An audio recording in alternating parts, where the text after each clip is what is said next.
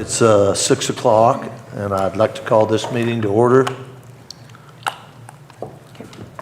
Okay. We'll do a quick roll call. The CIP meeting, Annie Deathridge. Here.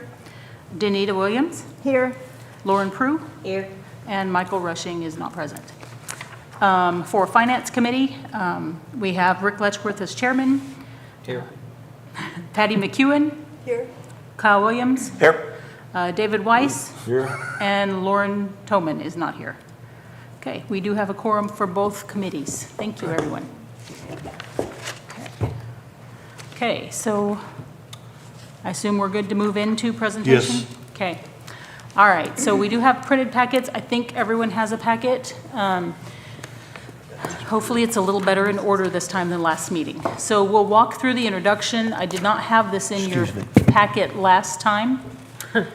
So the fiscal year 2027 budget introduction. So what's presented to you is a balanced fiscal year 2027 budget. It is a $23 million budget. So that is slightly smaller than last year.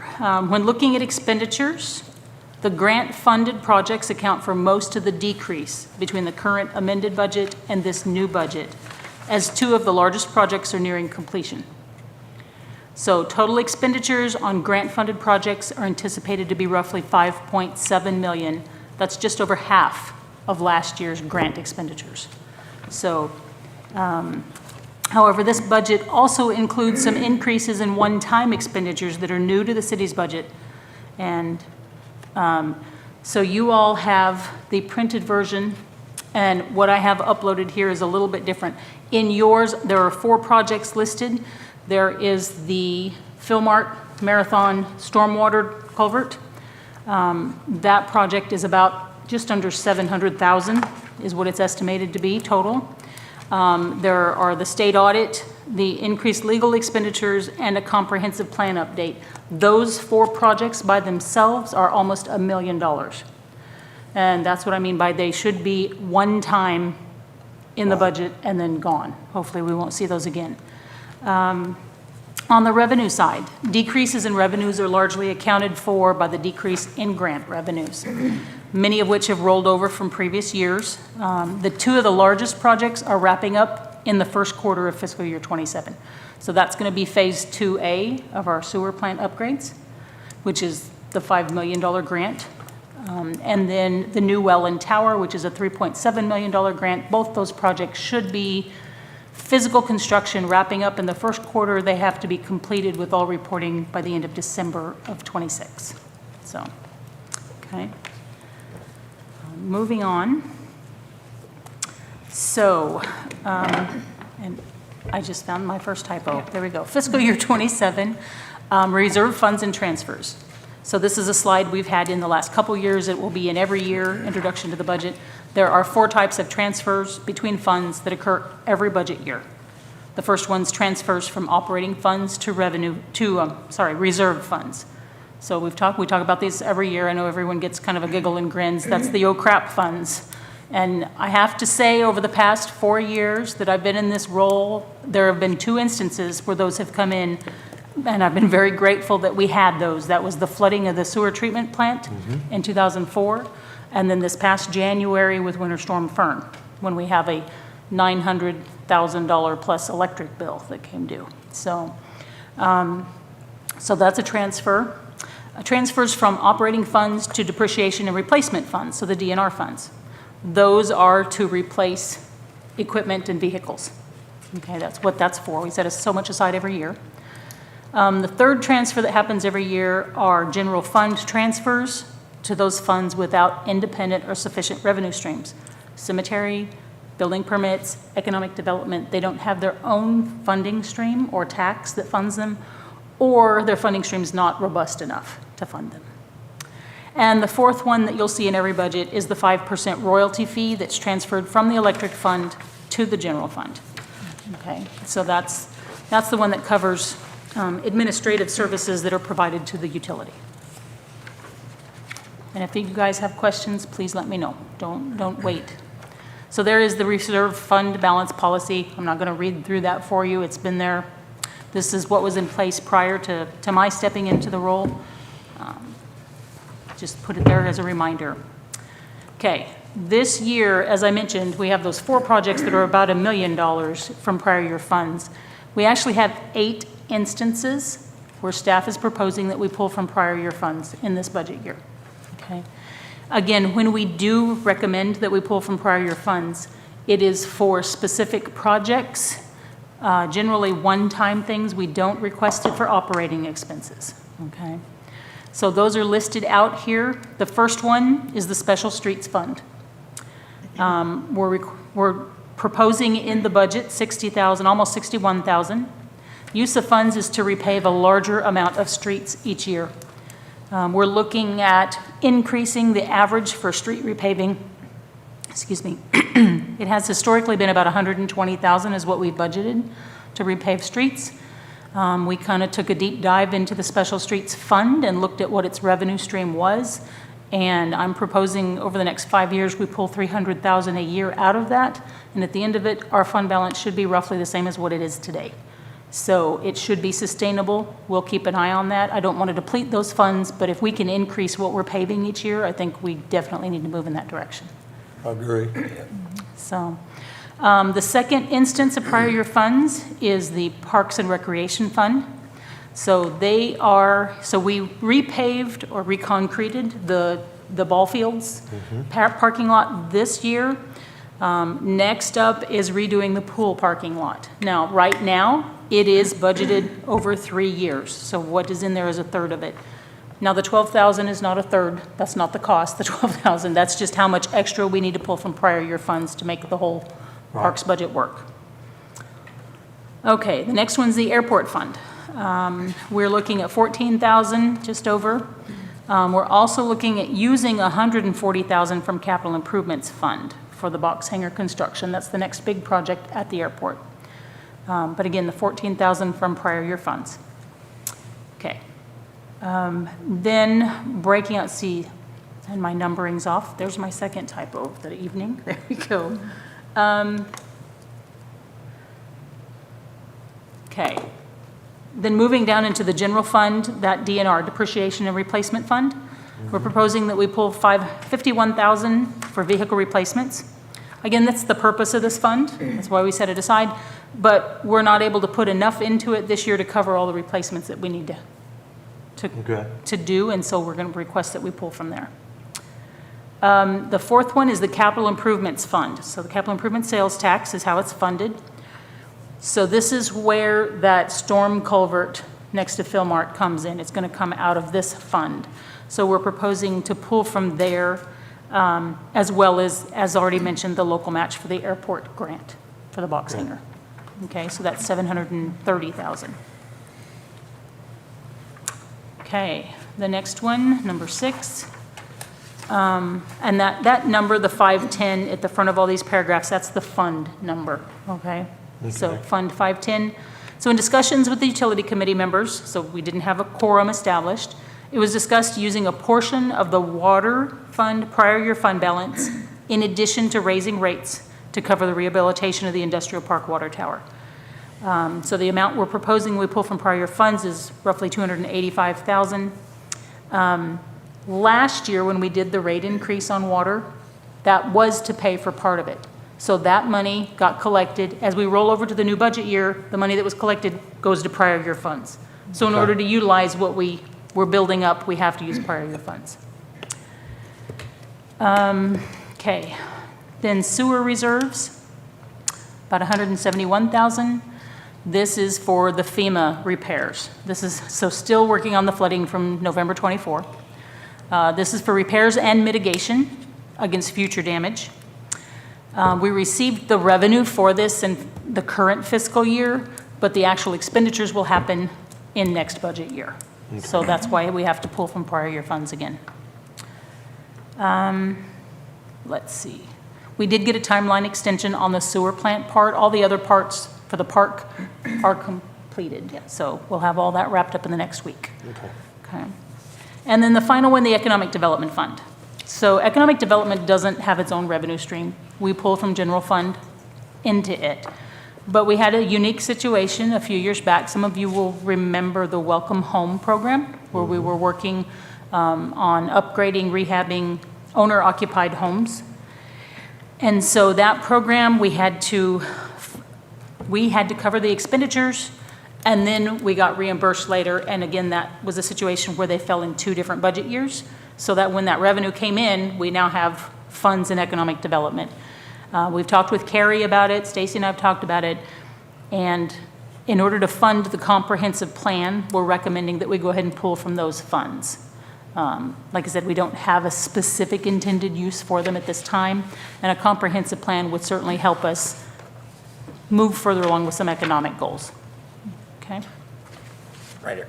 Yes, Kyle? I don't want to get too far into the details yet, but talking about the water fund right now, the prior year funds, there's some detail that I have questions about with, you know, like initially, I was the one at the meeting for the, Right. you know, so,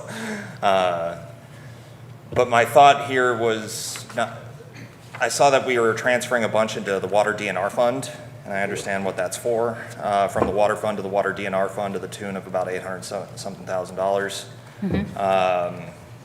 And then I saw the water DNR fund was increasing its end fund balances by about 124. Is there a way to pull back on some of the transfer from the DNR, from the water to water DNR? Can I ask why you want to pull back? The idea is we're pulling from prior year funds and then increasing the rates. If we pulled back from the transfer to the water DNR, would that lower the rate increase? I mean, it could. That was, Here's the I've struggle. had some time to think. Across all of the DNR funds, so depreciation and replacement. So those are the funds set up to replace equipment and vehicles. Yeah, Across all of them, we are not able to fund them completely every year. right. And so my concern with pulling back on that, while it might help us this year, in the future, it could come back to bite us when we have to replace a piece of equipment or a vehicle and we don't have the funds to do so. Yeah, I would agree there. My counter to that would be that we are hurting ourselves now in the actual operating fund. With that. Okay, and so this And that's why is we a need long-term discussion. Yeah, So keep that's why that I in didn't want to mind. get too far into it, but it was a but this is the thought time. process. If there's ever a time, this Yeah. meeting is when. So when we look at the water fund, and I get it, no one ever wants to have utility rate increases. I completely understand that. When we look at our infrastructure, and I'm not even going to say upgrades, simply replacements that need to happen, and specifically in water lines is what I'm going to say, in aging water lines that we need to replace. We need to be able to fund some of that through our rates. And right now, I don't have a good picture on what that dollar amount is of water lines that need replaced. We're struggling with sewer lines as well. So earlier today, I was looking at, we've talked about diamond maps. I know with the board we have, some on utilities have heard of diamond maps. So it's a mapping program. It's a GIS mapping software, but it's very user-friendly. And so we have been able to add to those maps all of our infrastructure. So we have our sewer lines mapped. We actually were able to download all of the GIS mapping that our engineer had previously done. Our guys have gone in and mapped out water lines, electric lines. I mean, we're getting all of our utility systems in there so we can see that asset. So we're not there with water and electric lines, but with sewer lines. So I use this as an example. Today, I can download from Diamond Maps into an Excel spreadsheet, which means I can sort and look through the data. I then went through, okay, the various types of lines that we have, what are they? And when we talk about clay tile lines, which we've talked about a lot in the past because they're the ones that majority are tree roots go into them, they're notorious for only a 50 to 60 year lifespan. And we get a lot of inflow and infiltration, so storm water. Whenever it rains and we have lots of water that comes and floods our sewer treatment plant, okay? So we go from a little over 1 million gallons a day to 7 million gallons on a bad storm event through our water treatment plant. It wasn't designed for that. Okay, let me see if I can shorten this story here. When I sorted through all of our sewer lines to see how many feet of our sewer lines, of our total system, are clay lines, 51% of our system are clay tile lines. And how many years are they past their life expectancy? I don't know when they were installed, I'm gonna guess decades. possibly. We have another, I want to say, somewhere 11 to 17% that are cast iron that need replaced. So only 37% of our sewer system doesn't need replaced. Okay, water system's probably going to be in a similar, I don't have the detail for water, but when we're talking about how do we get to that point? So back to the sewer lines, with that much of them that need replaced, you put an average cost, if you just Google it, to replace a PVC sewer line, which is what it should be, it's anywhere from $50 to $250 a linear foot. So I went middle of the road and I said $150 a linear foot. We need $22.4 million just to replace our sewer system. Yeah. So that's not talking about water system, and it's probably similar. And again, these are very rough numbers. This is just trying to ballpark and get something that I can work with.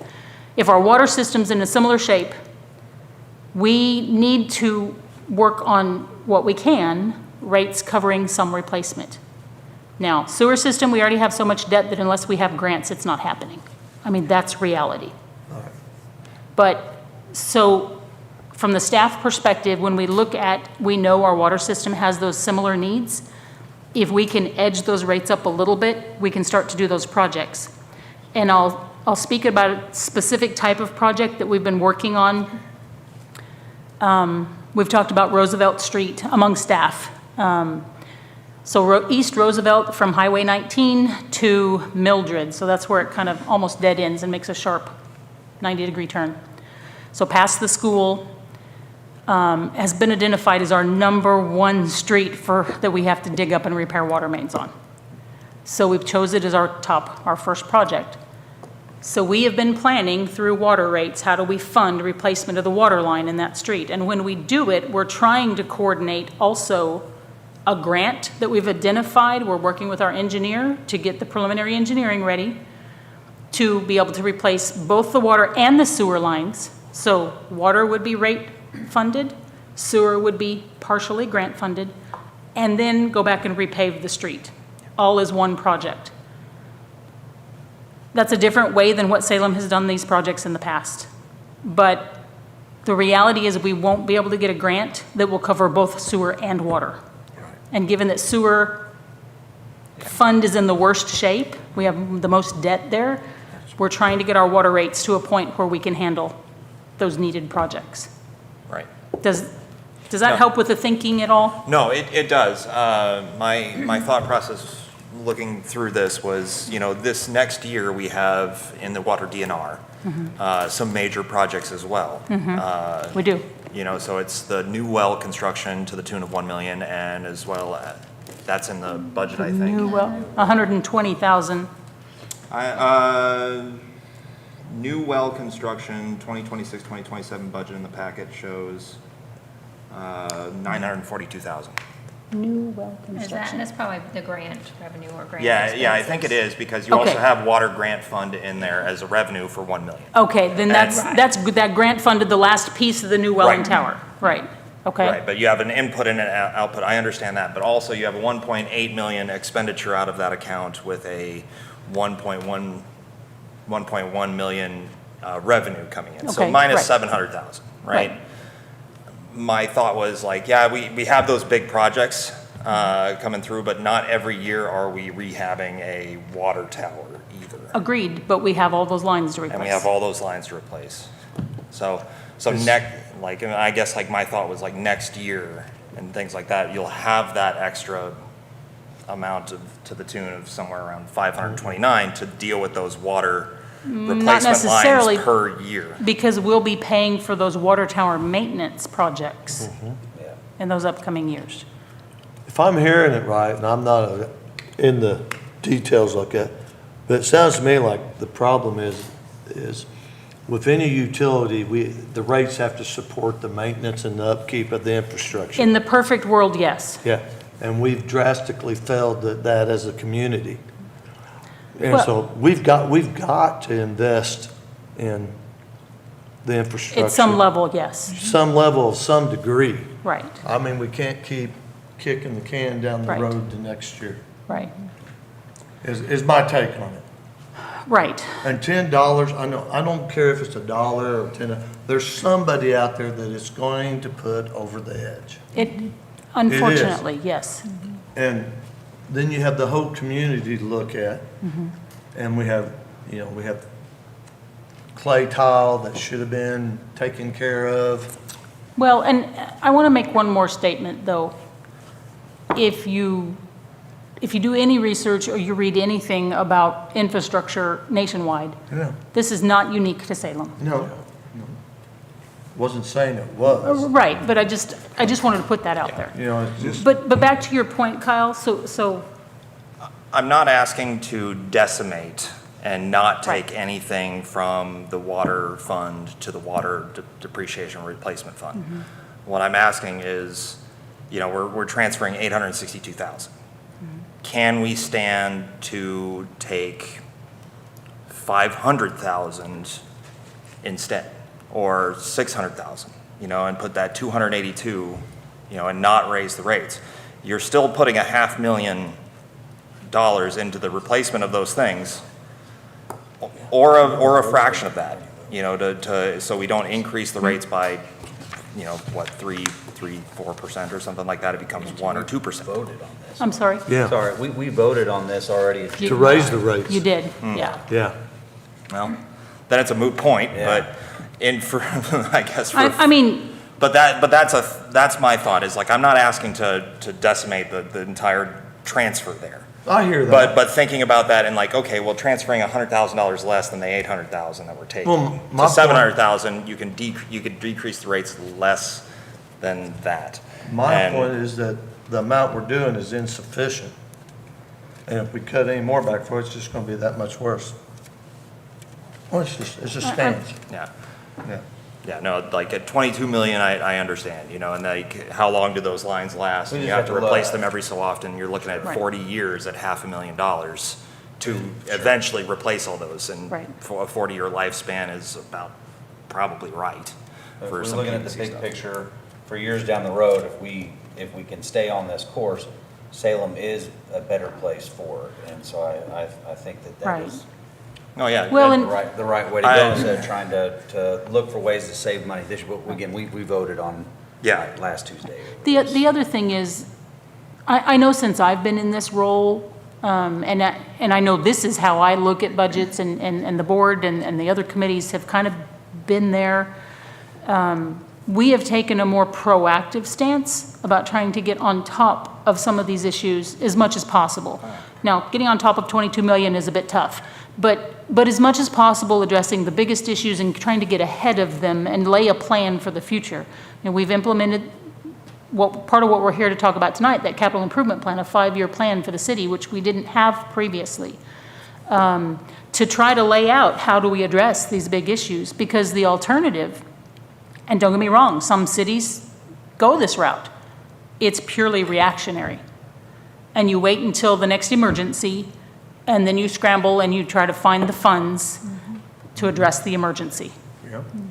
And so there are cities who do just that. They're not looking ahead in the way that we have looked ahead. So it's really, I mean, I take my cue from you all. So, I think you're on the right path. No. I hate it that we have to raise it $10, right. but when my little bit of Cape Girardeau's raising theirs, Poplar Bluff is raising theirs, Houston is raising theirs. It's an Rolla's unfortunate raising theirs. reality, Yeah. yes. To take the proactive path is a good way to go, don't get me Gotcha. wrong. But we are, just objectively one of the highest water and sewer rates Right. in the area. And that's not all of the fault of trying to replace this stuff, because we also have a Right. sewer plant upgrade that's mandated. So Right. there's also that. There's a lot I'm of- just trying to figure out ways to cut back on that a little bit. Right. That like, you're still taking from prior year funds, and yeah, 282, it's a quarter of our prior year funds. You know, it's not decimating the entire. Right. And that's not even, that's after we have, you know, built up an Right. oh crap fund. You Right. know, so Right. we also have that, so we don't have to pull from prior year funds as an emergency at any time. Right. So those are there for this kind of stuff, you know, to cover it. It's just, Right. you know, when I see these large transfers over, you know, I'm just trying to think of ways to keep that water fund No, and balanced. these are good discussion points to have. They really are. I do want to throw out there for everyone who's here tonight, we get into it later in the budget, but on utilities, so yes, water, the increase, the board did approve that at the last meeting. We are not looking at a sewer increase this year. We do know, we've been told repeatedly, that when all of the upgrades to the sewer treatment plant are completed, we will have higher operating costs. So at some point, we will have to look at that, but that's not this year. On the electric rates, staff is recommending to the board that we move into year 2 of the recommendations made by the cost of service study that was completed in February 25. And so year 2 adjusts the rates. And so for anybody just not spending the time to think it through, the adjustment is that the service availability fees go up across the board for all classes. We have 3 classes of customers for electric. We have residential, we have commercial, and we have demand customers. So demand customers are those larger users, okay? So service availability fee goes up across the board. But the kilowatt hour rate for residential and demand customers goes down. And the overall net effect for residential is a decrease in your monthly bill. It's not huge, but for anyone who's using in the ballpark of 1,000 kilowatts an hour or less, it would be a slight decrease. The recommendation is that we decrease the kilowatt hour rate by 0.2% for residential and for demand, and for commercial, it goes up by 0.8%. So there's small adjustments, but even with the increase in service availability fee for residential, it brings it down just a little bit. So I just wanted to share that since we were talking about utilities. That is staff's recommendation that we follow and move into year 2 of that plan. So, okay. Any other questions before we move on? Okay. I'm good. Do you have questions, Lauren? No? Okay. Okay, just listening. Got it. Okay. All right. Moving on. So increases in the budget citywide. We've talked about the big projects. Then, of course, there's liability insurance citywide, cost of living increase for city employees. We use the CIP, the consumer CPI, consumer product, oh, I knew it wasn't right, the consumer product index for our region.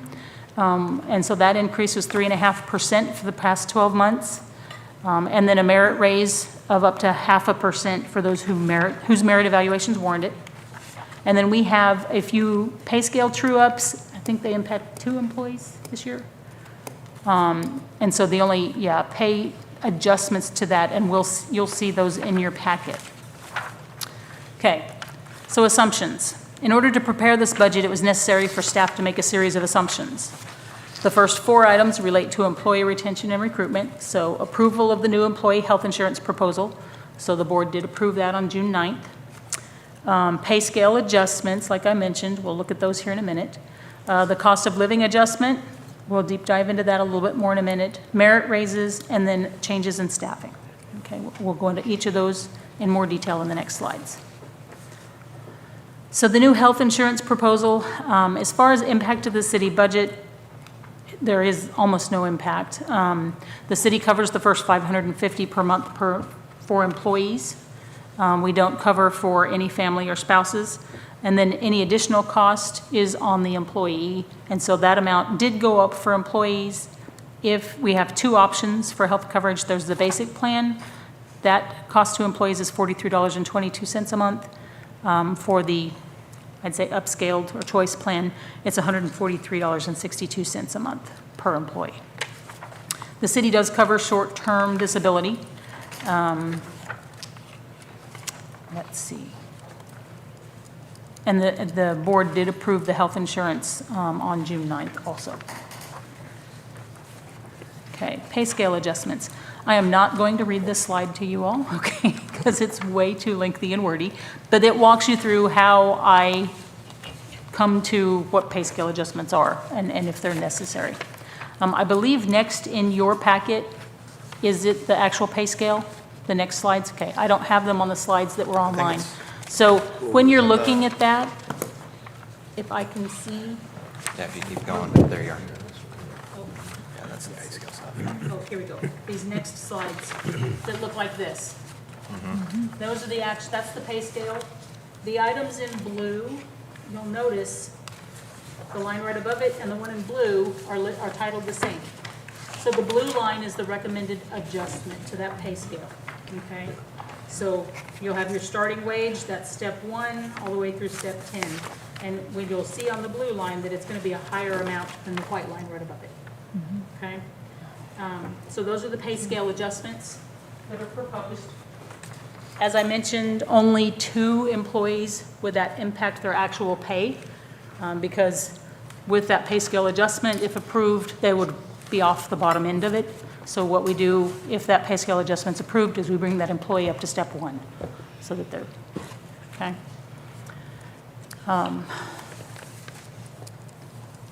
So does anybody have any questions on that for me? The line in red, I am proposing that we eliminate that line. We don't have any employees who fall into that category, and discussing it with staff, we recommend that we eliminate it. It's a supervisor position, but we have our crews set up. You've got your regular crew member, you've got your lead man or foreman, and we have pay scales for all of those. And then you go to superintendent. And so the supervisory one, we just want to get rid of. Okay. And so if anybody has questions on those, let me know, okay?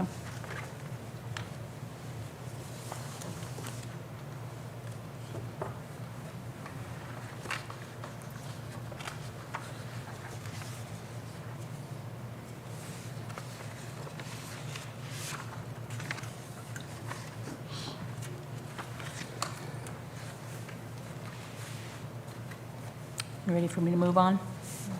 Okay. Okay, so I mentioned the cost of living adjustment. That pay scale has that 3.5% already built into it, okay?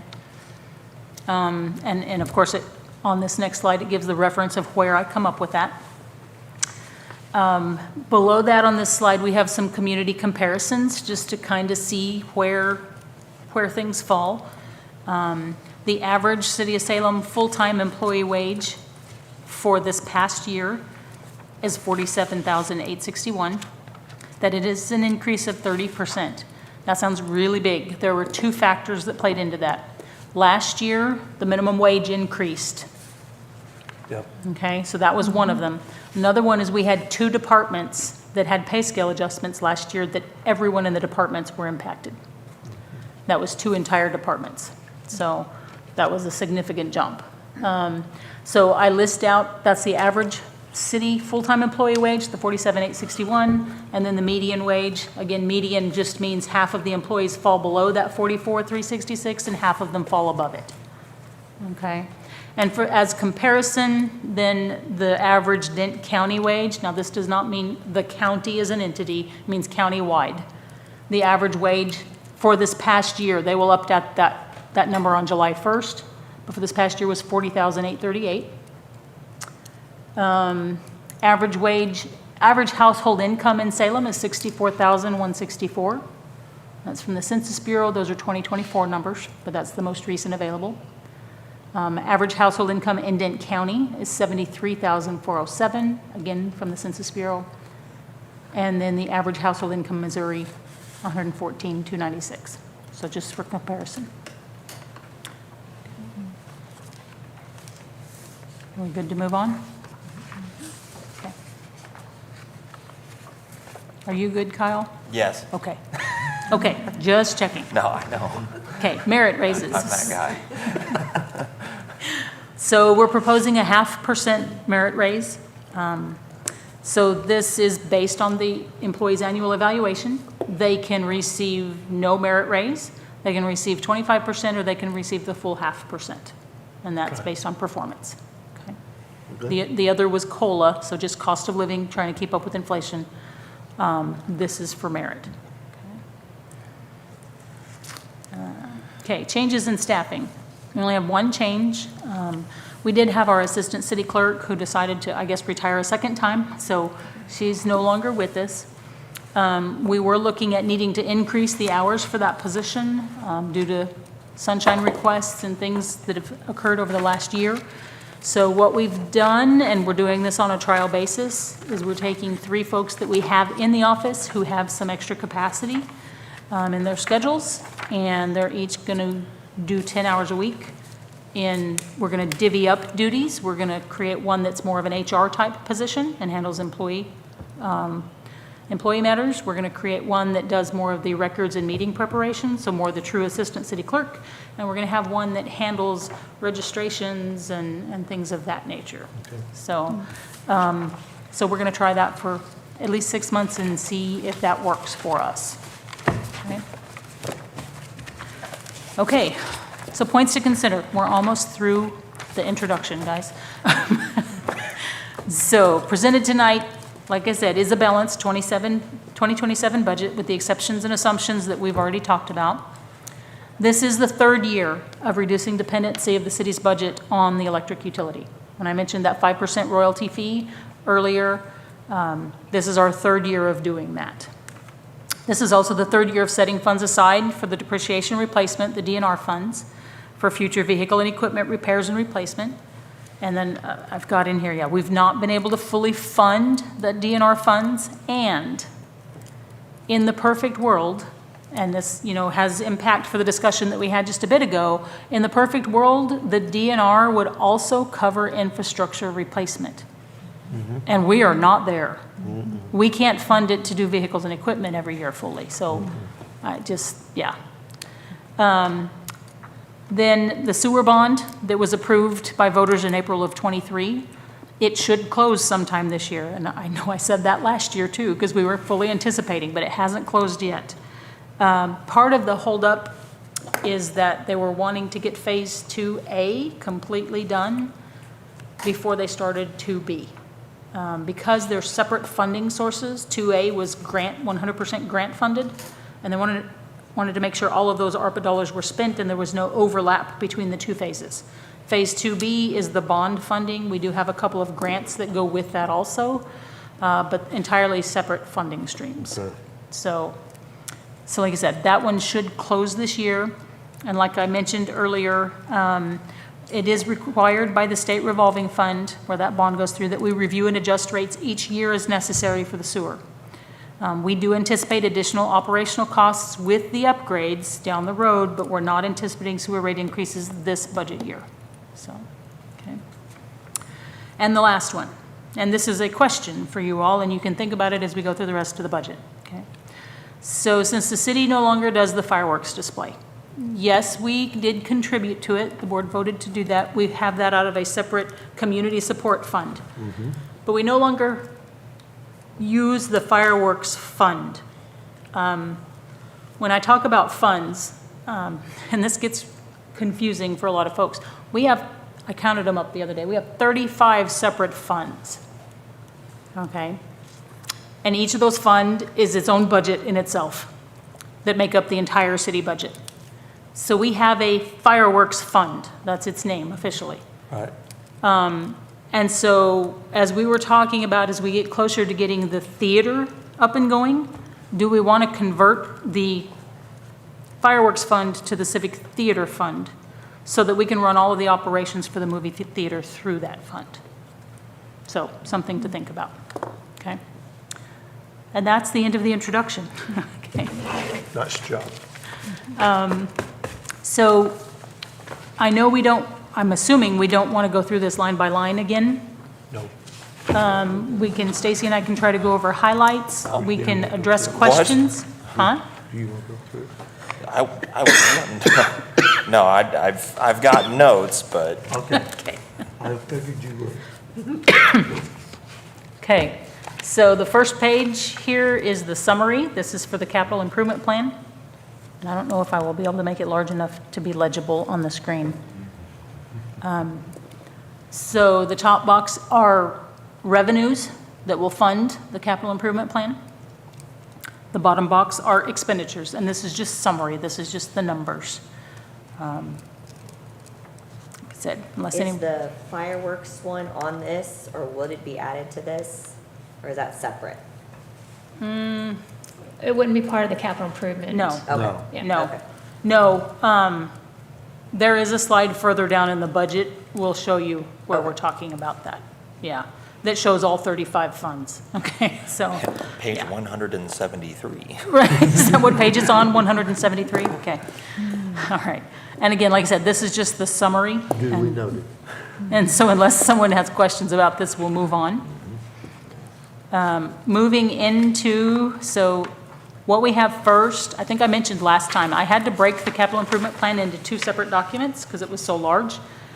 And so you'll see up at the top, this is the fiscal year 2027 enterprise funds, which means basically utilities and airport is what that is. They are the most like a business as opposed to local government. Okay, so enterprise funds, like I said, has the utilities. I honestly don't think we had any changes to any of the utility capital Yeah, improvements. wastewater we took out. Oh, we did. We took out, some of you may remember, I forgot that, we did take that out. Some of you may remember we had some slight conversation last time about what telescoping valves were for the sewer plant. So, first of all, they've been removed from the capital improvement plan because looking at the plans for Phase 2B, they're included in there. Okay. But a telescoping valve is a valve that floats with the level of the water. And so we have 3 structures at the wastewater treatment plant that are called clarifiers. That after the water and all of the waste have made it through most of the process, they go into the clarifiers and they basically separate the sludge from the liquids. And so those telescoping valves float with the level of those liquids so that you can siphon off liquids And, at solids. at appropriate levels. So that's what those are. But like I said, they are actually included in the Phase 2B funding, so they aren't something that we're paying for specifically or by themselves out of sewer funds. Does that make sense? So they don't show as a separate line item in the utility CIP at this point. And I think that's the only change. Any questions on these?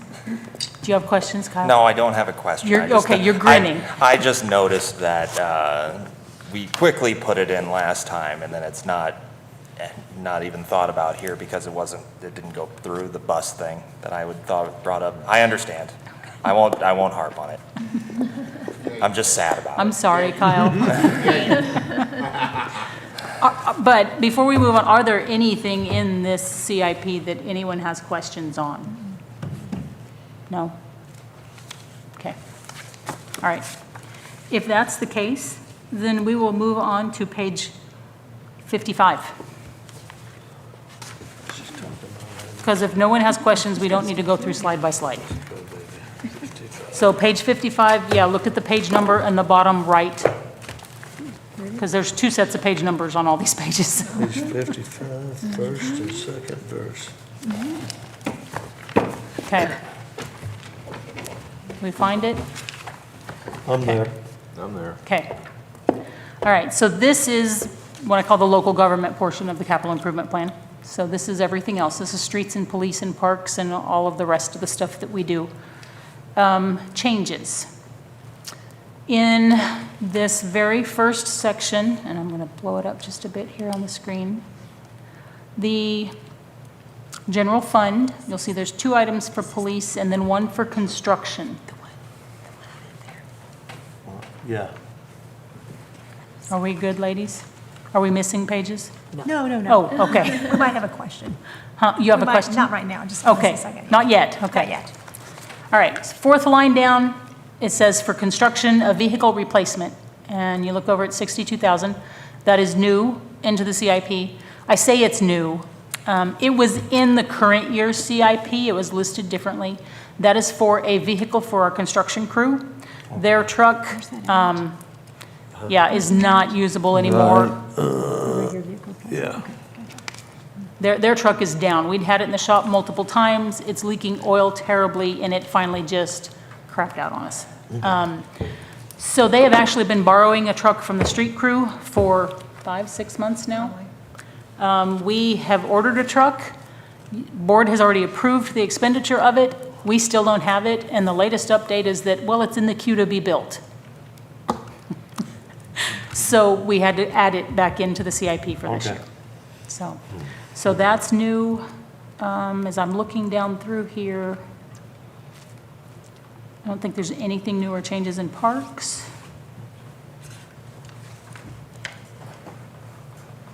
So Sally, can I ask you a question on the parks? Yes? So the cooling station and the park murals, the cooling station I figured out. So Okay. I'm good with that. Okay. The park murals, is that really a need to have or a nice to have? And is that money that could go elsewhere? Well, it has to be used for parks. So Parks Fund is funded with a specific 3/8 cents sales tax, specifically for the Parks Department. So, I mean, You could take it out, but it has to go You could. towards some other It park. still goes to the park. Yeah, it Yeah, still goes to something that parks. you can't move it use anywhere else. Yeah, you can't put it into And water or anything else. I will add, Parks Department, Parks Board has approved their budget already with that in it. So I mean, if you all wanted something to be reconsidered, we'd have to try to see if we could schedule a meeting. Got it, okay. I mean, we can do that if that's, I don't want to deter anyone from, do you know what I mean, bringing something up. But yeah, like I said, those funds can only be used for parks. Okay, thanks. Okay. As I look down through here, I'm trying to see if there's something else that's new. And I'm not, are you seeing anything, Stacy? Sally, I've got 2 other things on this page. Yes, ma'am. Before we leave it. On Craig Plaza, the $70,000, is there another way to do that that's cheaper? Maybe not. Let me find I it. just wanted to ask the question. So, I mean, for tuck pointing, I mean, tuck pointing is tuck pointing. I don't know how else to. $70,000 just seems like a lot. I understand So- the issue. So the quote that we got, we had Mason come and look at it and give us an actual quote, and it was 57,000. Okay. So understanding that that has been 6 months or better, and it, do you know what I mean, the cost may not remain at 57,000, it's plugged in at 70,000. Right. So it may come in a little bit less. Yes, yes, but I expect it to probably be more than the 57, so. But, and of course, we'll have to put that out for public bid, which we will. But the mason that we had come look at it, he proposed tuck pointing the brick that's there. Part of the problem with that wall, it was an interior wall. And so it wasn't hardened the same as exterior wall bricks would have been. There's also still timber in it from what were the second flooring? Yeah, cross beams. He's gonna dig all of that out and then fill those spaces. And there's actually a band, I don't know exactly, 2 or 3 foot or so tall, across the very top where the brick is the worst degraded, that he's proposing to stucco over those to keep them from degrading further. That wall is tied to the wall of VIP properties. Understood. And so it is pretty integral that we, but that's, I mean, we don't have a better solution at this point. Okay. So, but like I said, we will put it out for public bid, and if any of the masons who choose to bid on it propose something else, I mean, we'll certainly listen if there's a better option. Great, okay, that sounds good. Okay? And then I had one other question for you. I'm down at the bottom. The Masters Industrial Park signs, $100,000. It's my understanding is for one sign. Okay. Is that correct? I mean, $100,000 seems like a lot. It is for one sign, but it's for one sign that lists all businesses that are in the industrial park and that we can interchange names as those businesses change. And what complicates this sign is they need to be legible at a 45 mile per hour speed, those business names. Otherwise, there's no point in putting them on. Right. And so that means they've got to be a minimum of 6 inches tall, the letters, for those business names. That starts making the sign a very large structure. And so that's part of why that cost. Now, as I've talked with Carrie about this, our new economic development director, you know, I had designs previously mocked up, and we're going to put those away and we're going to put it out and do a request for proposals and see if any of the sign companies who are interested give us a better option. But like I said, part of the purpose of the sign is to help market or advertise for the businesses that are in our industrial park. So it's, yeah, we've had 50,000 in there for the That's what last I few thought. years. So it Yeah, doubled. but 50,000 is not going to cover the sign. Yeah. So at this point, it's a guess. Honestly. For that Okay. heritage across the building. Thank you. Are you kidding me? Almost 200,000. Signage is Crazy high. It's crazy. No, half of this is the rollover 50,000.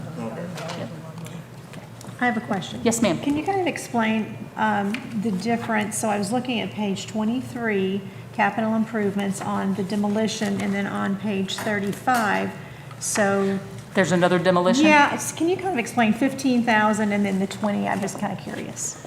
Okay, so the 15,000 is truly a plugged number. We've not had to use that yet. The 15,000 line item is demolition that you would get to the point of demolition through compliance, through code compliance. So it would be a forced, a condemned demolition. Okay, that's what that line That's what item that's is. for. Okay. Yes. So that would be through our building inspector. Okay.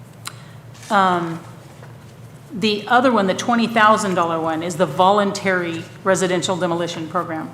So that's the program it kind of went away for a while while we didn't have an economic development director. But it's designed as, let me put it this way, the one we just talked about is the stick. The $20,000 one is the carrot, okay? Okay. So you inherit grandma's house. It's in really bad shape. And you decide, I can't put enough money into this to save it. And so you would really like to demolish it. So as a program to help clean up parts of Salem, the city will cost share. Okay. Okay, so at this point, the program has changed a little from when it was originally started, but the city will pick up the cost of the dumpsters and the trucking costs to haul off the debris. The homeowner would have to pay for the actual The demolition. demolition. And so it's a way to cost share with folks to help clean up Salem. Gotcha. Is the intent. Okay. Now, the other option is you inherit grandma's property, you live in, and we had this happen, you live in Washington State and have no desire to move back to Salem or Dent County, and you just want to be done with it. You can donate it to the city, in which case the city will take care of the demolition 100%, and then it's the city's property to do with, What they want. right, whatever we feel is the best and highest use. So we did have a parcel a couple years ago that happened with. Someone had passed, they left the property to family who no longer lives here and wasn't interested in moving back, and they donated it to the city. We demolished the structure that was on it, and then we sold it through a public bid process. Gotcha. Okay, So- thank you. Okay, any other questions before we move on? Okay. Okay, are you seeing any other changes, Stacy? I don't think we had a lot.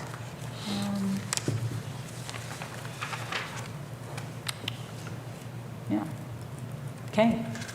If there are no other questions on CIP, we'll move into the main part of the budget. Nobody, any other questions that anybody's dying to have answered? No? Okay. All right, budget's on page 111. She said one of them. Huh? Well, It's Fund your 111. opening I think slide's so. on 111. I think it's at the top. Isn't that 111 at the top, right here? Maybe not. I don't know. Yeah, Fund 111. There you go. Okay. This is the slide that we were talking about with all of the funds.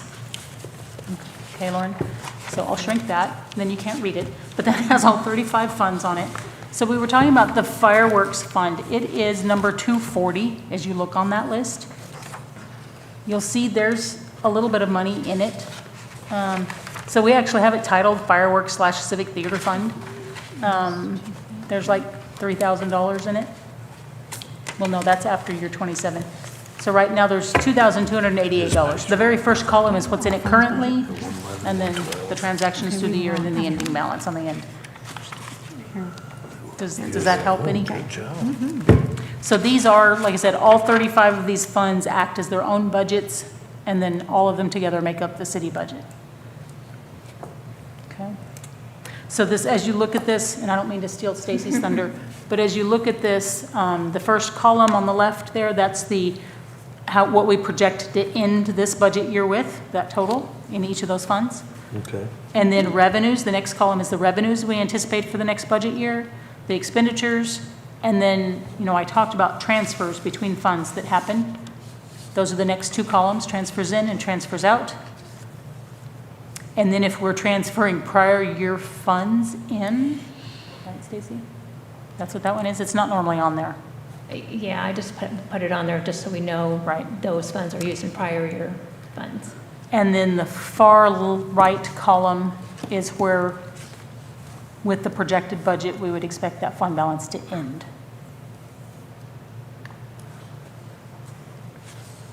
Okay. How confident are you in the estimates of the ending budgets? The ending, Yeah, like This we're, first column?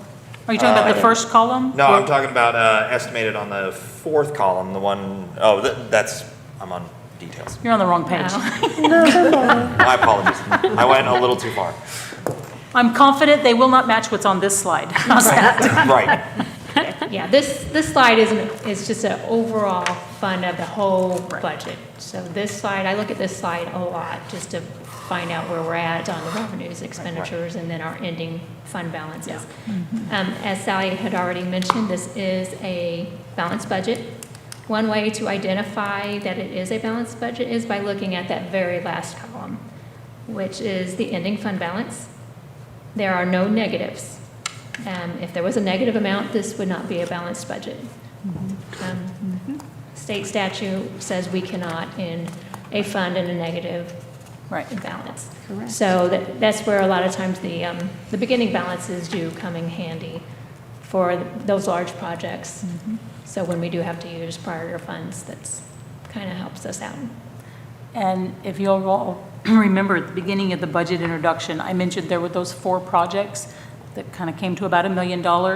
If you look at the beginning balance at the very bottom, on the far left column, 16,479, and the ending balance at the very bottom, 15,744. That's your roughly $1 million.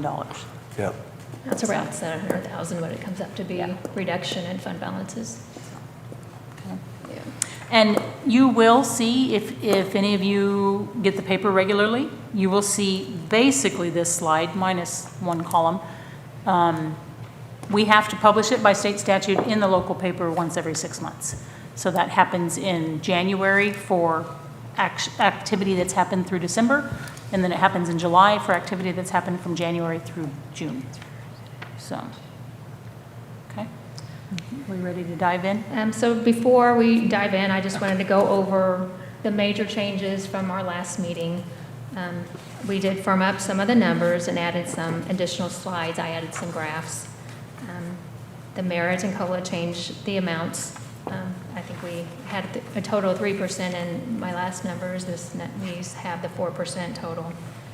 On the general fund, well, I think she already mentioned the capital improvements. We added a construction truck for $62,000. We didn't mention this. I think she had it right on her slide before, but it was wrong on mine. The culvert replacements in the capital improvement, I had $600,000. It's actually going to be $670,000 for the Phil Mart culvert replacement that we have to do. It's quite costly. Gosh, that's a lot. And then changes from the last meeting, water rates were increased to fund the large capital projects. This will bring additional revenue of around $274,000. And then also on the water fund, we added $25,000. I forgot to mention that. $25,000 to CIP to run new water line to the fence at the wastewater treatment plant.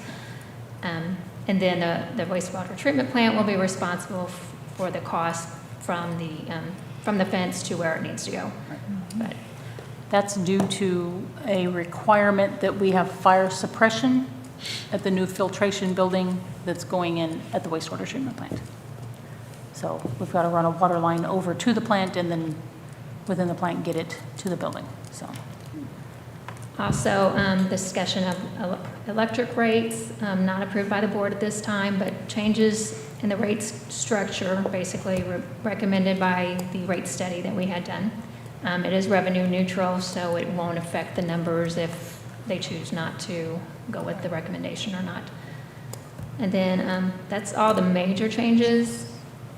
So how do you all want to proceed? Do you want me to go slide by slide again, or do you have questions about a certain fund that you want to discuss? Kyle, you said you had some questions. What side were you on? Well, the slides that I was on was just looking at just scroll to any of the typical funds, like the details. I'm not So you sure what have that actuals from 2023, 24, and you have 24, 25, amended budget, and then you go into an estimated 25, 26. You know, some of these, when I'm looking at it, there's a decent amount of spend that's different. I'm trying to find one in particular where it's like, oh, we've spent, you know, say the franchise tax for Ameren, you know, it shows like,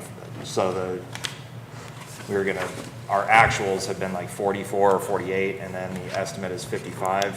Where are you In the at? last one, in our last meeting, and one of the reasons I bring this up in particular is because like there were some times where it was like, oh, our year-to-date as of last month was 42,000, and then our year-end is 55,850, you know, and it was like a whole 0.25% in 1 month, or a whole quarter of that budget in 1 month. So that was I'm looking at this budget versus the Yeah, I last don't one. have, of course, the year-to-date on this slide, but Yeah, that's, that would have been helpful to see. yeah, based where on the ending estimates are. budget Right. is, you know, so I was just kind of, and that's fine. Most of the stuff that I have are just like little things in totality, like, I went through pretty detailed, you know, looking through this. But, you know, small things like, I don't want to go line by line, but like pulling like 2,000, and sorry, Greg, from the mayor's travel expenses. Because it shows like $4,000 in travel expenses, where we have not spent anything near that. And We could have, I mean, fuel prices were up, Kyle. I get it, but those are the kind of things, and I don't really want to go line by line to all these like nitpicky Right. kind of things that, you know, and then have, Well, and I guess that, because we would be here for 2 hours. if Right. I and on did some of those things where you see like, we'll have a balance in there and maybe we didn't spend it this year. I mean, it may be that next year it does get spent, so you don't want to remove it entirely from the budget. I understand what you're saying. Yeah, And certainly something like a board or elected officials' travel expense. Right, it Yeah. just depends on if they want to go to the MML conferences, how many of them decide to want to go. right.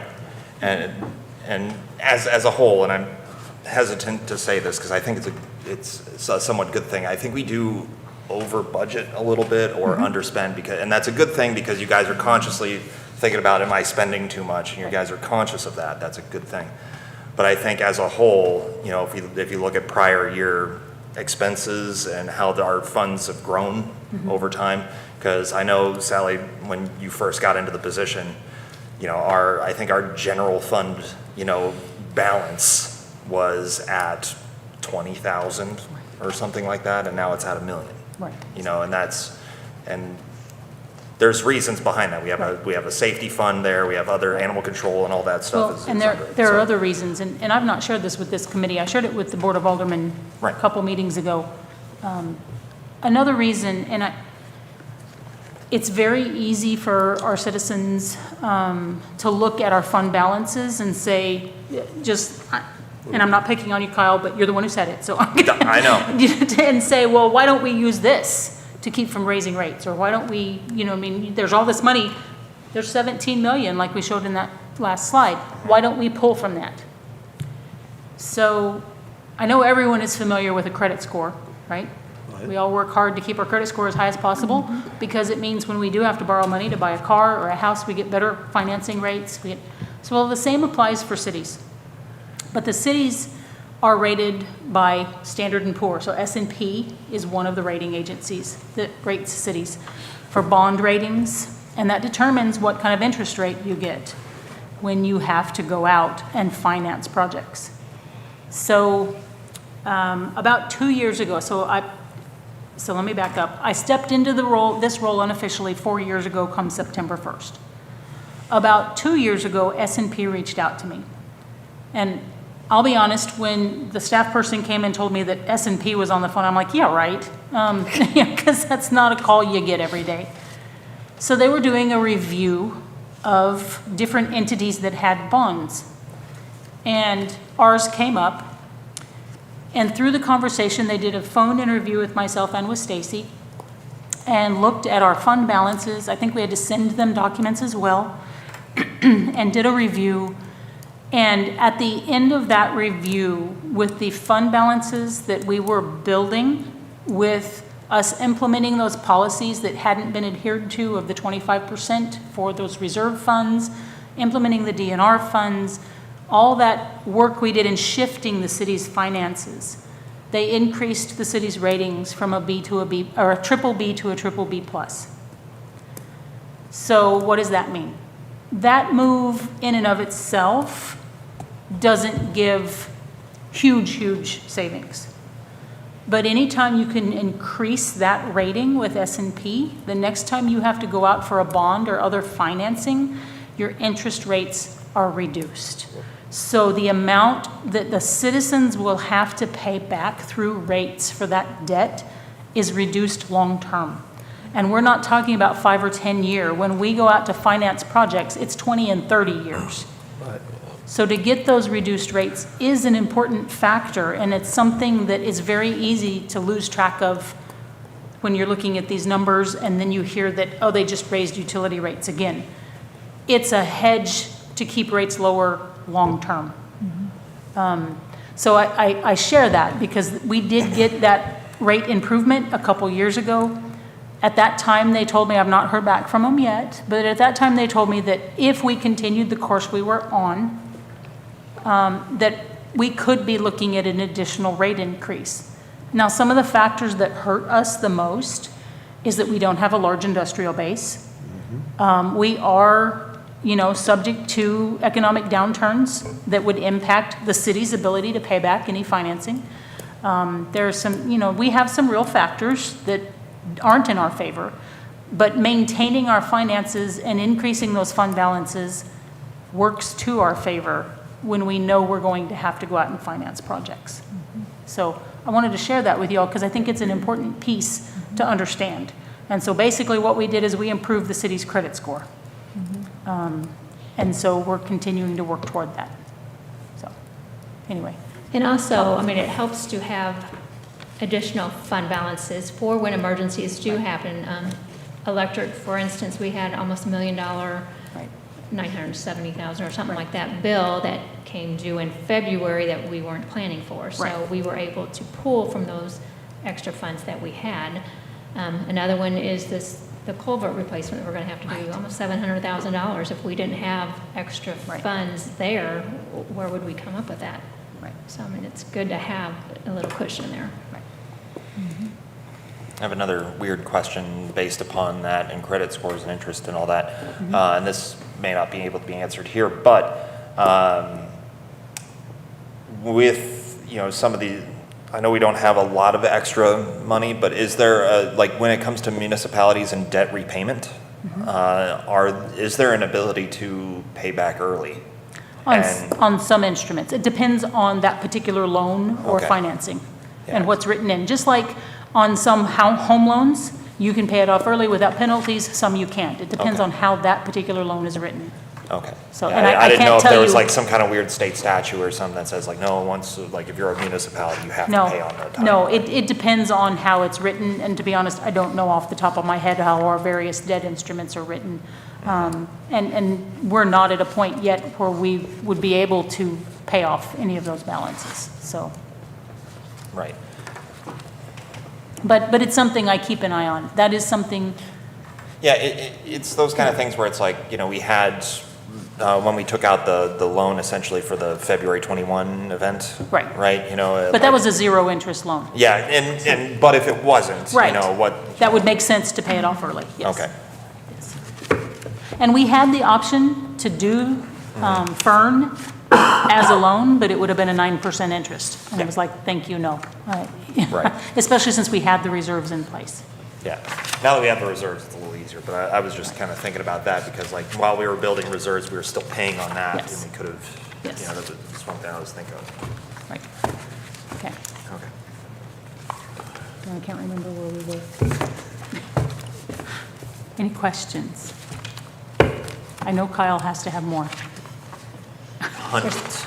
Specific fund you all want to go over?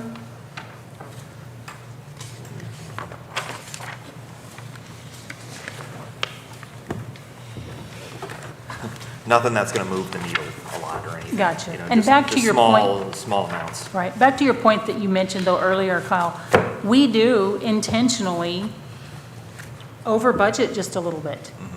We're going to round up every time because, and certainly since COVID, we know there are time delays on parts still yet that are insane. We have one that we're waiting 2.5 years and we still don't have the final pieces yet. I mean, it's just, and costs, electric components especially, this has been every year since COVID, have been ridiculous. The costs have gone through the roof. So we do intentionally over budget a little bit, not because we're trying to inflate costs for anybody, but we know that then when that actually comes in, we don't want to have to go back and do a budget adjustment for every line item. It just, yeah. And also, each year, Sally and I sit down with the department superintendents. They review their budget. They give us the numbers that they think they need, and then we kind of tweak it a little bit from there. But we do, you know, meet with them, and they get their inputs on all of these.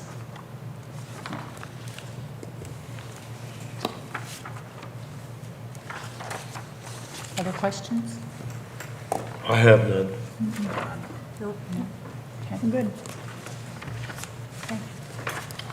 I encourage anybody who has them to get them out now.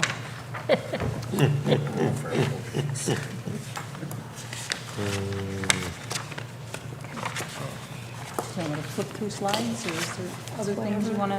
Something else, unless you want to go maybe the very last, just to look at the city debt. What page is that on? Should be the very last. The very last one? Okay, I have one. Okay, what's your And question? it's going to be quick. This is Stacy. Is this stuff, when, like, in the program that you're using to put all this together, is this something that's in a spreadsheet? Everything's in a spreadsheet. Great. Could I just get a copy of that sent to me somehow? Of Or the is whole budget or this slide? the budget? Yep. Okay, like just a, it doesn't have to be yeah. That'd be awesome if I could get that. Yeah. Because I want to see I want to make some trend lines. Okay. Do you want to talk about this? Yeah. This is the leases and loans, the debts that we have citywide. Special streets, we have a Caterpillar, guess that, Skid steer? yeah.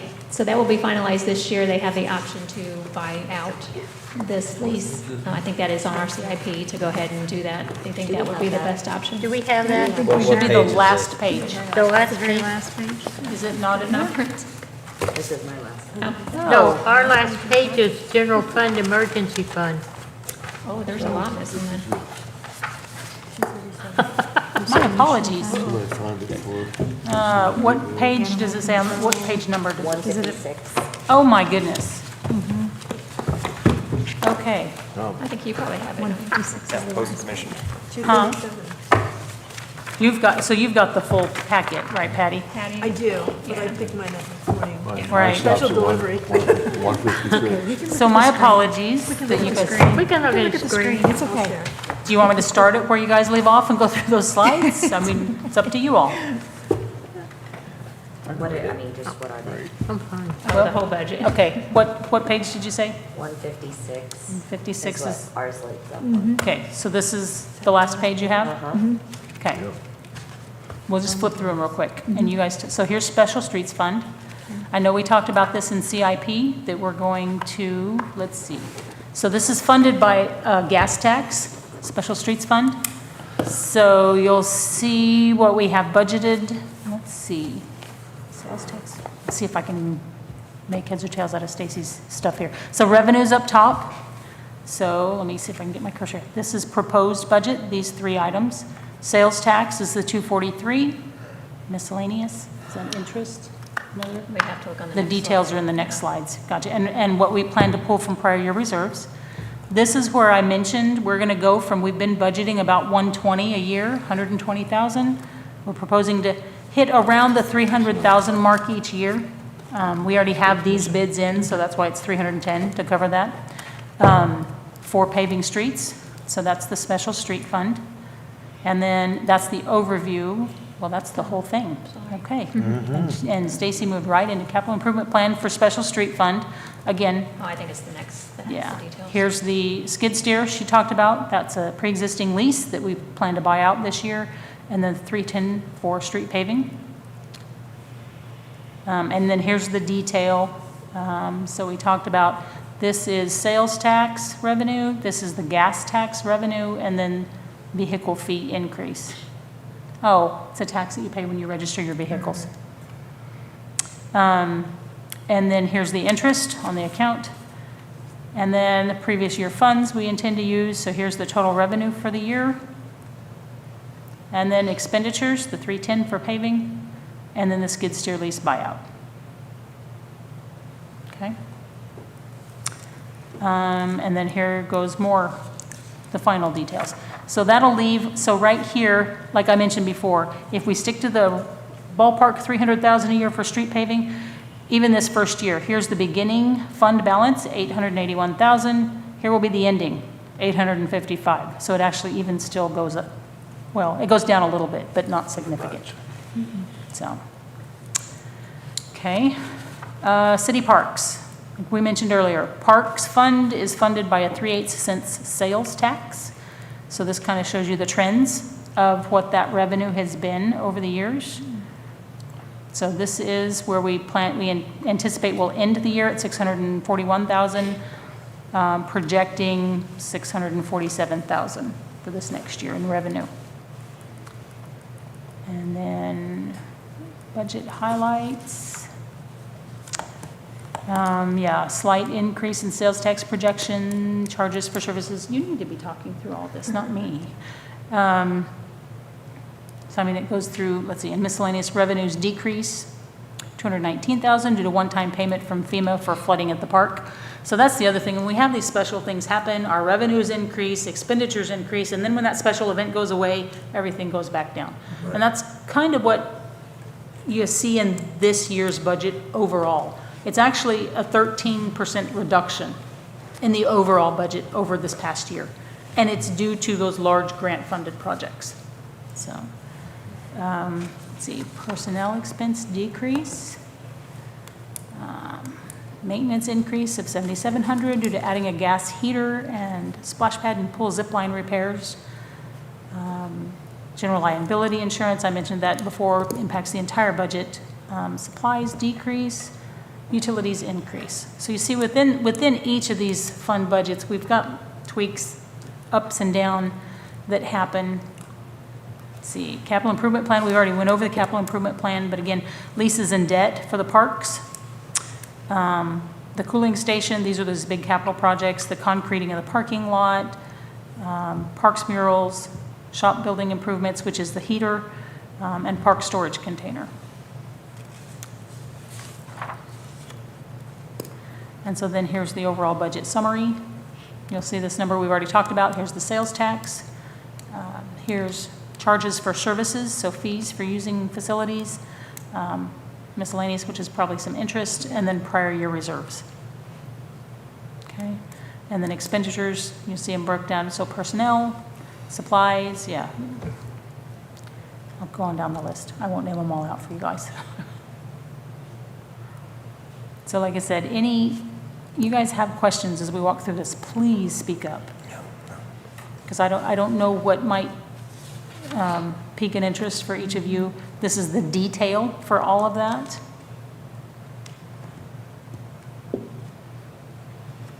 And I don't want to skim through it too fast, so you guys tell me. You'll see she's got it broke down even by program, flag football, soccer, basketball. So, even each of the concession stands has its own line item.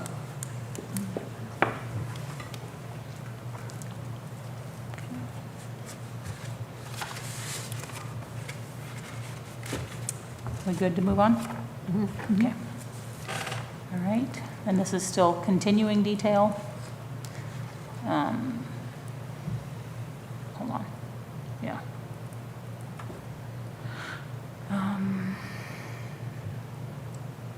Individual supplies. This almost looks like the same stuff. I know it's not, but capital improvements planned for parks. Okay, total expenditures. So here's the proposed budget. Here's where we anticipate ending this year, the proposed budget. The overall change in the budget, 45,000. We're 45,000 less than the year before. Okay. Okay. So this is the DNR, the depreciation and replacement fund. So revenue is going to be, this is interest. Yep.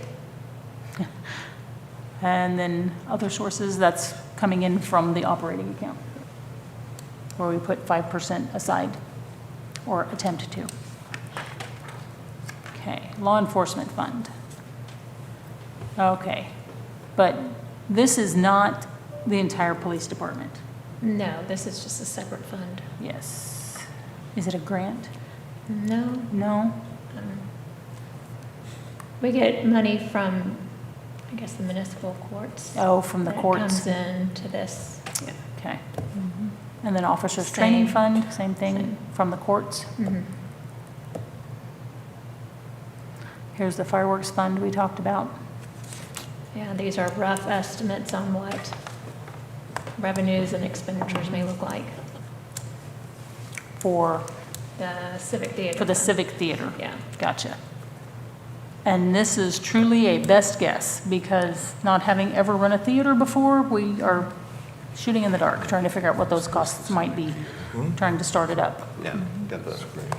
Yeah, just a quick question, then. How much of the Civic Theater is set up? What? Like, is there how much is left to set up on the technical side? We need to be- Like, because I'm assuming the projector's in there, and it works, and it's wired up, and the speakers all work and all that? We need to be trained on this, on the projector, Okay, and then it's getting the lobby set up. yeah, and a person to run it. Huh? And a person to run it, probably. Right.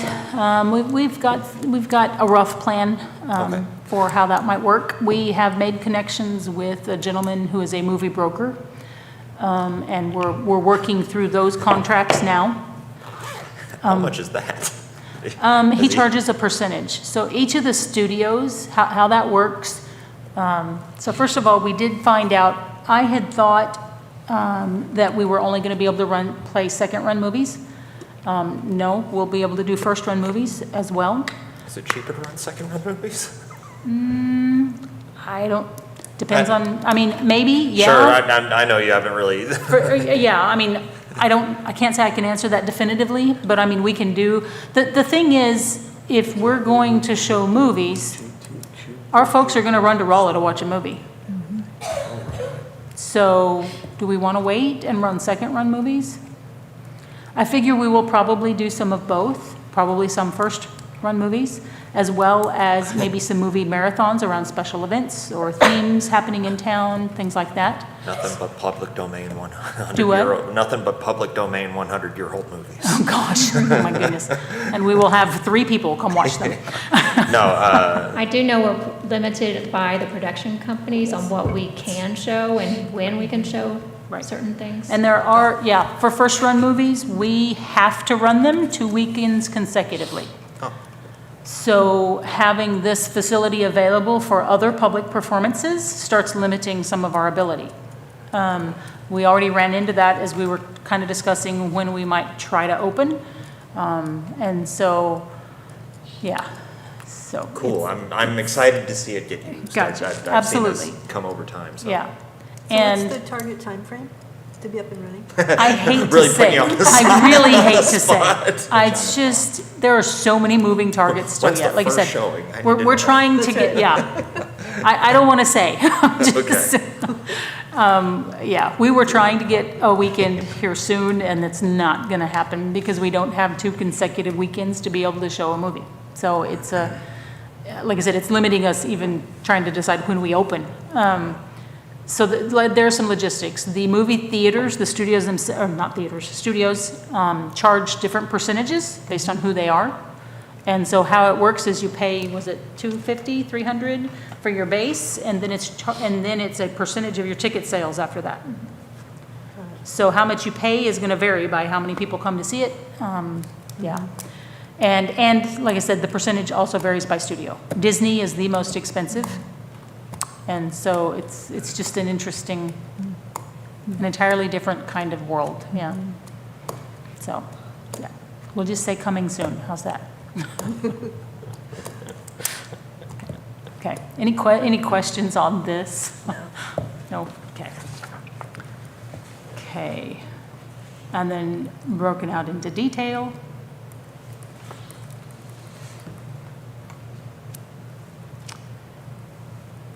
Okay, sorry. If somebody wants me to slow down and you want to look at it, please say so, because otherwise, see, inmate security fund, is this another one through the courts? Yeah, the municipal division, yeah. Okay. So again, you see, some of these funds do not generate lots of money. No. Huh? No. Okay, grant fund. So when we have, this is, CDBG. when we have any community development block grant, which we currently have one for $750,000 for the sewer plant, that'll be part of phase 2B, they have to run through a special CDBG fund. So that they are tracked separately. Building permit, this is one of those that does not generate enough revenue to fund itself. Overall increase in expenditures of $2,500. So part of that is merit and COLA for staff. Yeah. Yeah, you see some of these are not large funds. Here's our beginning fund balance, 40, or almost 50,000, and our ending 55,000. And then the details for that fund.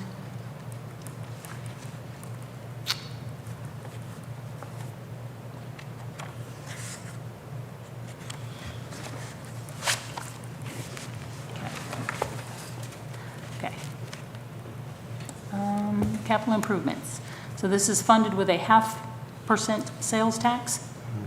This is the main fund that we pay for our big projects out of. Okay, you can see those revenue trends, kind of how it's done over the years. This is what we're anticipating, almost, well, flatlined, not almost, flatlined for this next year. And so projects of all different kinds come out of here. So we have pre-existing leases and debt that come out of here. For the construction crew, the personnel costs, so staff wages for our construction crew comes out of this because they do sidewalks and they did the parking lot at the park this year. So a survey for the cemetery, the south portion. Streets, you'll see here's their standard culvert replacement, and then here's the storm culvert replacement by Philmart. 4th Street furnishings, that's going to be trash cans and planters. We're working with the high school to develop those. Downtown sidewalk sealing, we have to seal that cement where the new sidewalks went in. A push snowplow and rotary broom for removing snow on the new parts of downtown. Building improvements for this building, which consist of getting the lobby and things dressed up, installing carpet in the lobby and in the walkways here in this room, For the theater, possibly some of the concession stand work. We've looked all along at turning the old clerk's office into the concession stand area. That will not be done when we open for movies. It also includes funds for getting the old council chambers back up and functioning. So, IT and computer software and cybersecurity. What is the big ticket item in there again? The upgrades, the software upgrades. Software upgrades, okay, where we've been talking about trying to replace our Encode software. Craig Plaza, we already talked about, Masters Industrial Park, so we've already talked about these. These are the things in the capital improvement fund itself. I'm going to stop reading it line by line. Here is the breakout of debt for capital improvements. So you'll see the Al Brown lighting project, the new ball field lights, that's what's in here. This is what we anticipate to pay in this upcoming budget year out of capital improvement funds for debt. So you'll see the various projects. There's the skid steer we talked about, half of it. HVAC at the admin building, city hall lighting, admin building lighting, yeah. Okay, some of everything in there. Yes. I don't know off the top of my head. Is it on the last page? Should be, I would think. I don't think so. It goes through 2037. Yeah. Yeah, okay. I still have 1.1 million. And then here's the detail for the capital improvement fund summary. Do you guys want to go through this? Okay. We will skim through this then.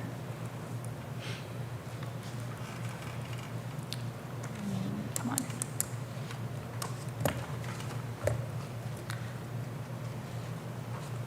Okay, sanitation fund. So this is trash services. The other items in here are the leaf bags, the clear disposable leaf bags that we sell through the office that people can put their leaves in and take to the industrial park. And any special pickups. If anyone wants the city to come pick up tree branches at not a normal time, those come in here. What's paid out of this is our contract with GFL for picking up trash services. And that's the entire purpose of that fund. So, cemetery, decrease overall of $2,000 for the year. Cemetery is another one that does not have sufficient revenue streams. While there is an endowment fund for the cemetery, we only get interest off of that, and that's not enough to fund the operations. The other revenue stream is sale of lots, and so that's, and opening and closing grave sites. That's the extent of the revenue for that. So it is supplemented with general fund dollars. We have one person year-round. Well, no, he's split half a year, 6 months. And then we have 2 seasonal that we hire for the cemetery to take care of it.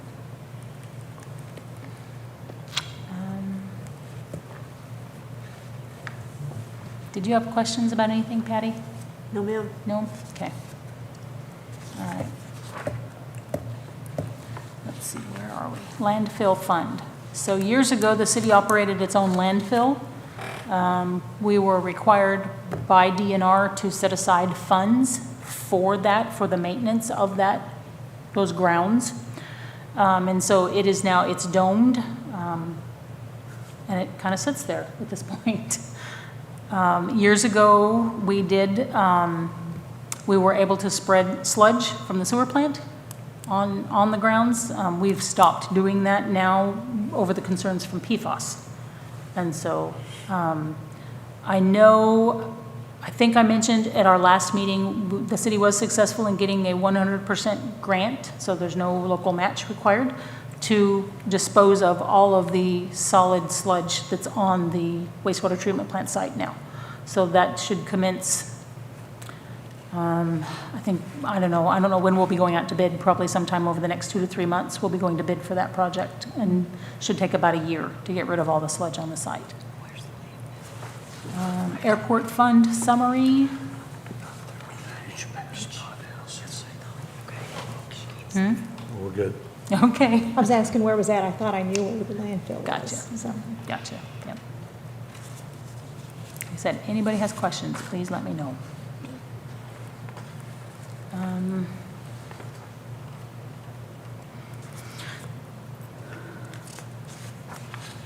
Insurance contingency fund? We don't really use it. They used to use it they used to self-insure all their Oh, okay. vehicles. Gotcha. So this is just a leftover balance. We do draw interest on it. That's about it. On all, okay. Okay, Economic Development Fund, quite a few changes to that fund, more activity. Again, we have a staff person. She's been with us, it'll be a year, July 1st. So, like I said, more activity in that fund than we'd had the last few years since I'd stepped out of it. I know we've talked about the capital improvement items already, and other than salaries, that's kind of what's in there, Yep. or salary, I should say.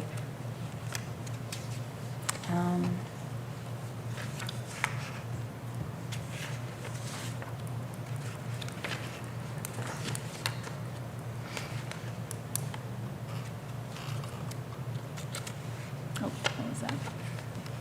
Electric fund. So then we move into each of the utilities.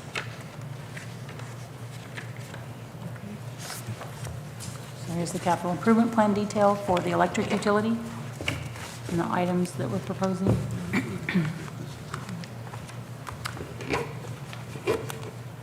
We're good?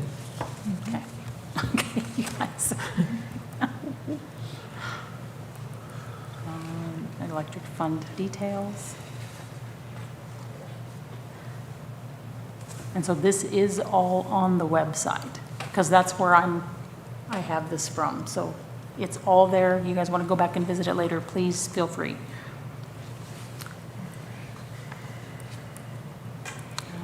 Utilities, let's see, to the end of electric fund, kind of see the fund balances.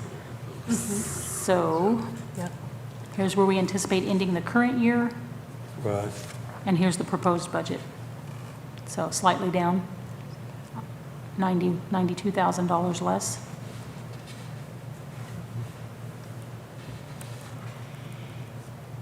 Here's the electric depreciation and replacement fund. So again, revenue coming in, we've got interest. Yep. And then expenditures, transformers, poles, line replacement, and replacement of a service truck for the electric department.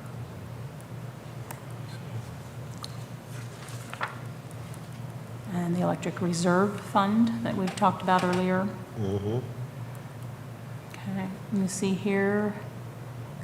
Ending balance, use of prior year funds. So we ended up pulling from prior year funds instead of the reserve account.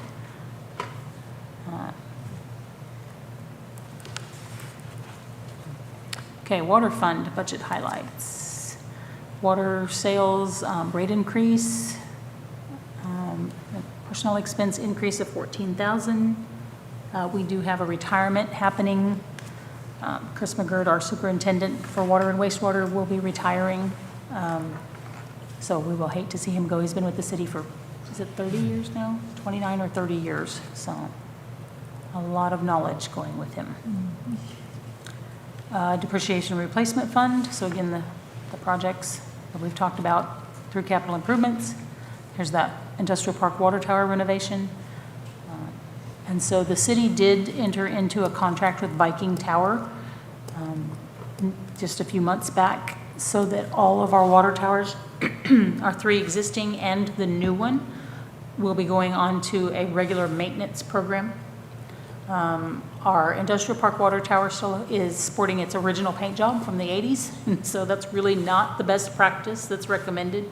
So with this water tower maintenance program, all 4 of them will go into that maintenance program where they're checking them, doing improvements or repairs as needed, and not waiting.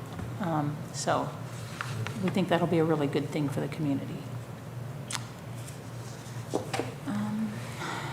Okay, and then the water fund summary.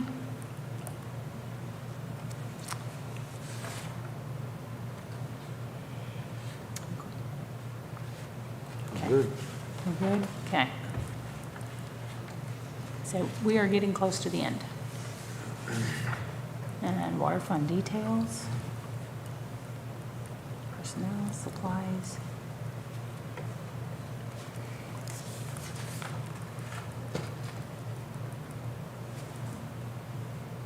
And everyone always asks when we go through budget meetings, what's in the miscellaneous?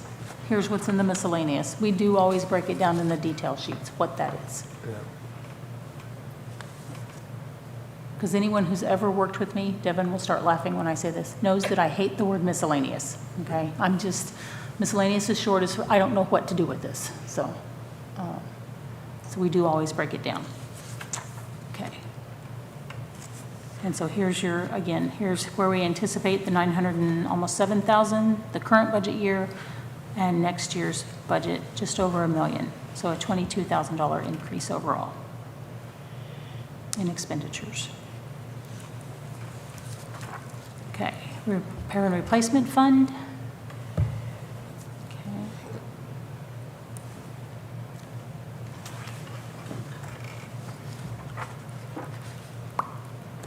Let's see. And the water reserve fund. And again, that's interest. We don't even have any transfers in this year, do we? Because it's met that 25% goal. Right. Yeah. Okay, moving on. This is for wastewater, so the sewer. So you see there's not a lot in we've got leases and debt here, much larger than any other department or fund. This is inflow and infiltration rehab for lines, for sewer, replacement of sewer lines. And then city match, what's remaining for phase 2A, the city's match for the $5 million grant. Okay.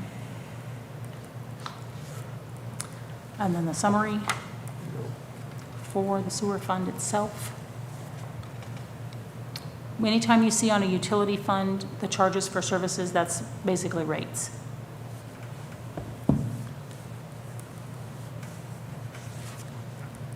Okay, and then the details.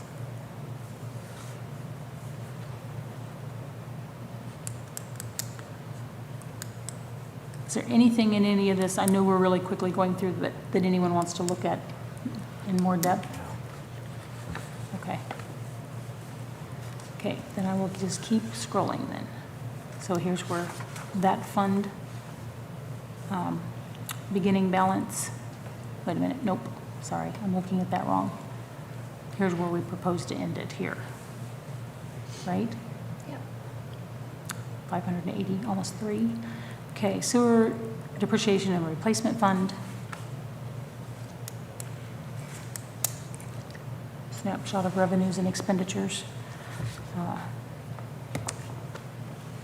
Almost 4 million in revenues and just over 2.5 in expenditures.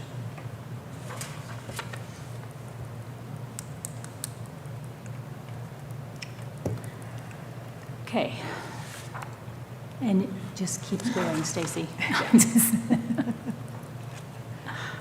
Sewer debt service fund. This fund was required, it's required that we set it up with the bond that has not yet closed. So there's not really been any activity in this fund yet, not until that bond does close.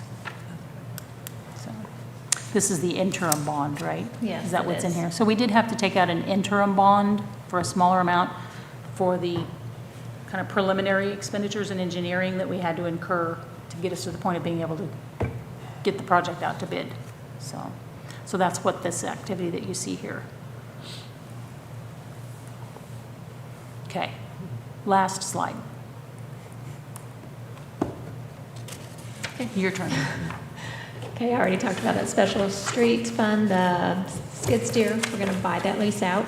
Parks and Rec, they have that COP, which is Certificate of Participation, I think is what it's called. That's when they redid the pool back in 2017. Right, so these are the past years. You'll see Yes. these column headings. 17, 20. Yeah, so- and then Yeah, each year moving forward, and then this is the proposed budget year. yeah, and then the last column shows the balance From moving there. forward, going forward. Yeah, so then that loan goes through 2043. It's a long one. You guys need me to, And then on the capital improvement side, is the other half of that skid steer, we've got it split between special streets and capital improvement. So we're gonna buy out that lease. The lighting project that Sally kind of talked about earlier, goes through 2032. 32, yep. Yeah, there's not much actually in that, only 70,000 is what we're gonna owe on that. The ESP that he was talking about earlier, he was asking about energy performance project. So our payments are 119,000 each year. We'll have a 1.1 million still going forward, and that goes through 2037. And then on utilities, the electric side, the COP, we have a loan. When they bought the AMI meters, they split between electric and water for those meters. So that's what that is, and the balance would be like 1.2 million going forward. We do lease a digger truck and a bucket truck. Those will end in 2028. They will have to decide what we're going to do with that truck, if we're going to give it back and buy new, or if we're going to buy out the lease. I'm not sure what's going to happen there. On the February relief electric, actually that should be 0 for that column. I'll have to correct that. For this one? Yeah. That is finally paid off with this budget year. Yay. So, yeah. And then on the water, also that COP payment coming out of there, 101,000 going forward. 1.2 is the million is the balance. And then on sewer, that's our big fund that we have all the debt in. They, again, a 2017 COP for phase 1 sewer upgrades is what that was for. So going forward, we still owe 3.6 million, and that goes through 2038. And then the 2024 revenue bond, that's the interim bond that we had to take out, and it will be refinanced into the SRF funding, yeah. So, yeah, so the SRF funding, once it finalizes, it'll be around 2.4, 2.5 million. So with a total debt moving forward would be $12 million. So, any questions?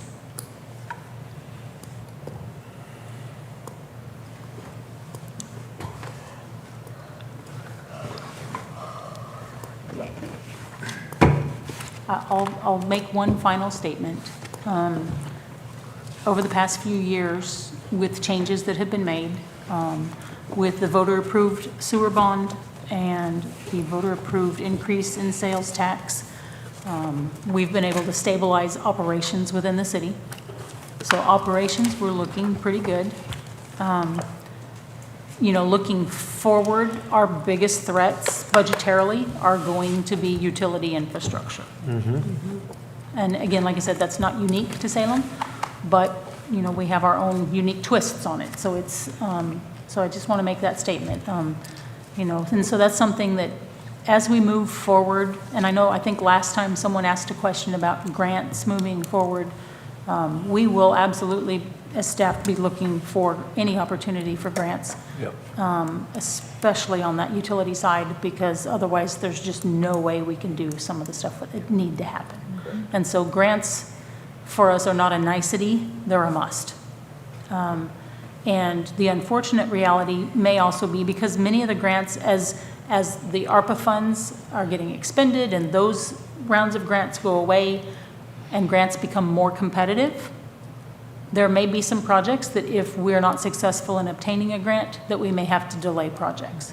So I just, you know, something, a reality as we move forward. So.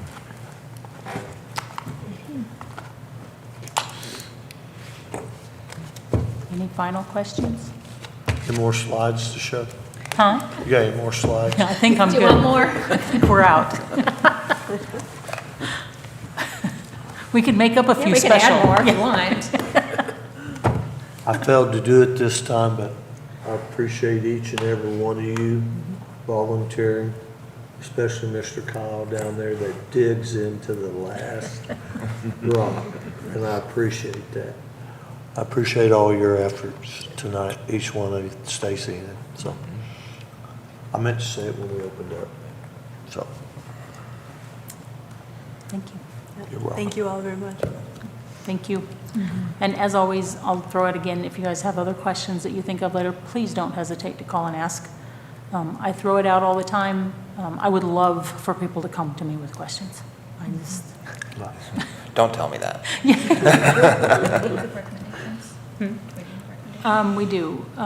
So we do, I guess the first one, we need a couple of recommendations. Okay. The first one I'll ask you guys, I mentioned it at the end of the introduction, about your thoughts on renaming the fireworks fund officially to the Civic Theater Fund.